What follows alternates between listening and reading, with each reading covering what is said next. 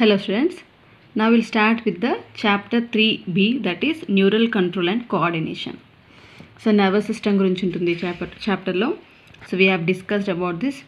So now we'll see about the very short answers of this chapter. Name the cranial meninges covering the brain of man.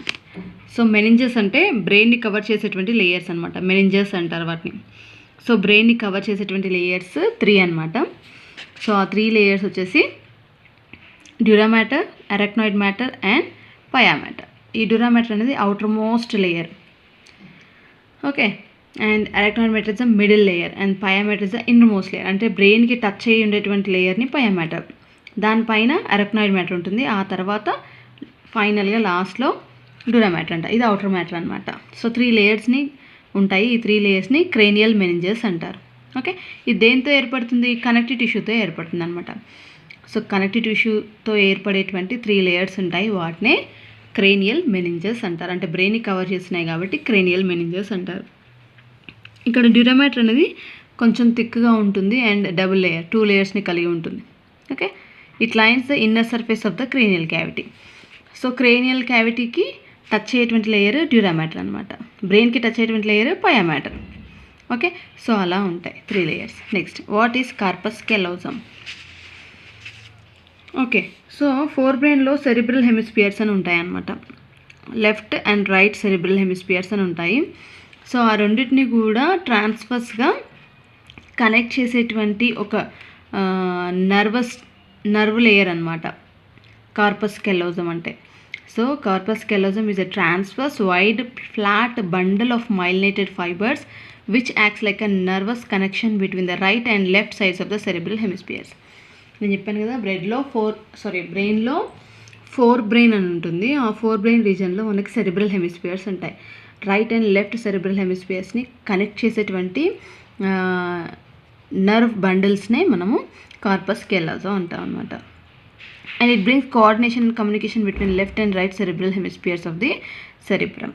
Okay, so ఈ రెండింటి మధ్యలో అంటే left side right side ఉండేటువంటి cerebral hemispheres మధ్యలో ఒక కమ్యూనికేషన్ని create చేస్తుంది అనమాట corpus callosum. Okay, so these are very very important questions. So please prepare with this. ఏం లేదు అంటే నర్వ్ బ్యాండ్ అనమాట. నర్వ్స్ అనేవి బండల్గా ఉంటాయి, మైలిన్ షీట్తో కవర్ అయి ఉంటాయి అనమాట ఈ నర్వ్ ఫైబర్స్. సో అలా కనెక్ట్ చేసేటువంటి ఆ నర్వ్ ఫైబర్స్నే కార్పస్ కెలోజమ్ అంటారు. రైట్ అండ్ లెఫ్ట్ సెరిబ్రల్ హెమిస్పియర్స్ని కనెక్ట్ చేస్తాయి. What do you know about the arbor vitae? Arbor vitae అంటే ఏంటి అని అడుగుతున్నారు. So here the arbor vitae is the inner white matter of the cerebellum which projects out into the sheet of the grey matter. It appears like a branching tree. So జనరల్గా arbor విట్టే అనేది సెరిబెల్లంలో ఉండేటువంటి white మ్యాటర్ని arbor విట్టే అంటారనమాట. It projects out into the sheet of grey matter, that is cerebral cortex. So మధ్యలో అంతా ఉండేటువంటి లేయర్ని arbor విట్టే అంటారు. Out side కార్టెక్స్తో cover అయి ఉంటుందన్నమాట. ఓకే, సో సెరిబెలంలో ఉండేటువంటి region. It appears like a branching tree లాగా అనిపిస్తుంది చూడడానికి. Next, why the sympathetic division is called thoracolumbar division? So sympathetic parasympathetic divisions అని చదివాం కదా మనము ఆటోనమస్ నర్వస్ సిస్టంలో. సో అందులో ఈ సింపాథెటిక్ డివిజన్ని థొరాకోలంబార్ డివిజన్ అని ఎందుకు అన్నారు అని అడుగుతున్నారు. ఎందుకు అంటే ఈ ప్రీ గ్యాంగ్లియానిక్, జనరల్గా ఈ ఆటోనమస్ నర్వస్ సిస్టంలో pre ganglionic neurons, post ganglionic neurons ఉంటాయని చెప్పాను. సో ప్రీ గ్యాంగ్లియానిక్ న్యూరాన్స్ అనేవి థొరాసిక్ అండ్ లంబార్ రీజన్ నుంచి ఎరైజ్ అవుతున్నాయి కాబట్టి, బయటకు వస్తున్నాయి కాబట్టి ఈ సింపాథెటిక్ డివిజన్ని థొరాకోలంబార్ డివిజన్ అని అంటారనమాట. అంటే ఏంటి అంటే న్యూరాన్స్ ఏవైతే ఈ థొరాసిక్ అండ్ లంబార్ రీజన్ అంటే ఏంటి, థొరాక్స్ రీజన్లో ఉండేటువంటి వర్టిబ్రేని థొరాసిక్ వర్టిబ్రే అంటాం, అండ్ ఆ స్పైనల్ కార్డ్ని థొరాసిక్ రీజన్ అంటాం. సో లంబార్ రీజన్లో ఉండేటువంటి స్పైనల్ కార్డ్ని lumbar spinal card or lumbar vertebrae అంటారు.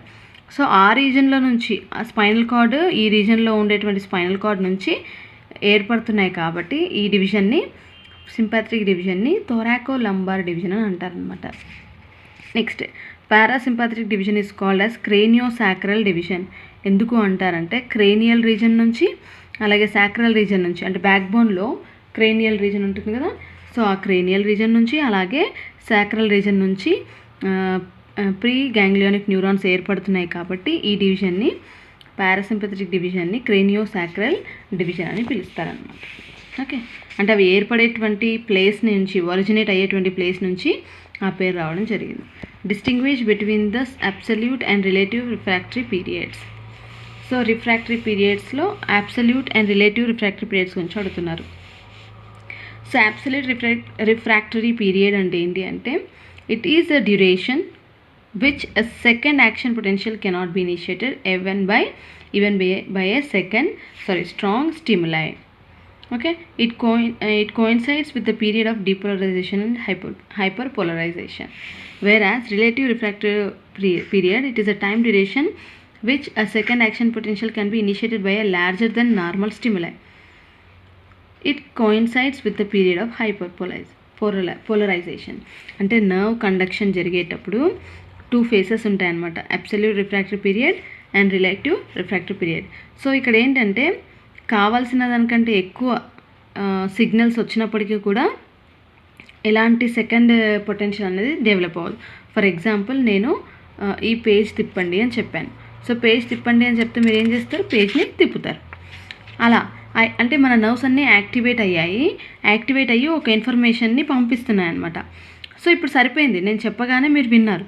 సో మీ నర్వ్స్ అంటే ఇక్కడ నర్వ్స్లో జరిగేటువంటి ఇన్ఫర్మేషన్, స్టిములై ఏంటి, నేను చెప్పడమే స్టిములై. ఓకే, సో ఇక్కడ ఏంటి సెకండ్ యాక్షన్ పొటెన్షియల్, అంటే నేను చెప్పాను ఏమని, పేపర్ని తిప్పండి అని చెప్పాను. సో తిప్పండి అనగానే మీరు విని పేపర్ని తిప్పుతారు. సో అలా ఫస్ట్ నేను చెప్పడం ఏంటి, పేపర్ని తిప్పండి అని. ఫస్ట్ టైం చెప్పినా వినలేదు, సెకండ్ టైం చెప్పాను వినలేదు, థర్డ్ టైం చెప్పినా వినలేదు. సో ఇక్కడ ఏమైంది, it is a time duration which the second action potential cannot be initiated even at a very strong stimuli.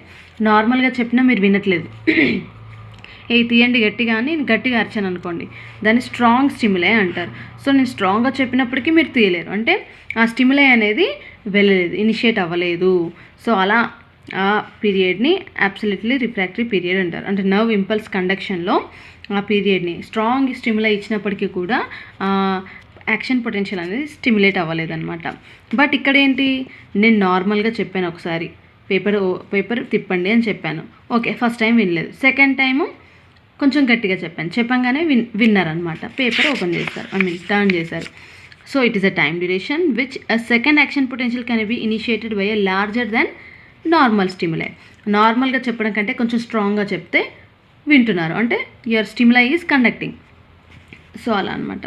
So ఇక్కడ హైపర్ పోలరైజేషన్ అండ్ డీపోలరైజేషన్కి కోయిన్సైడ్ అవుతుందన్నమాట. కానీ ఇక్కడ ఓన్లీ హైపర్ పోలరైజేషన్కి కోయిన్సైడ్ అయ్యేటువంటి ఫేస్ అనమాట ఇది రిలేటివ్ రిఫ్రాక్టరీ పీరియడ్ అంటే.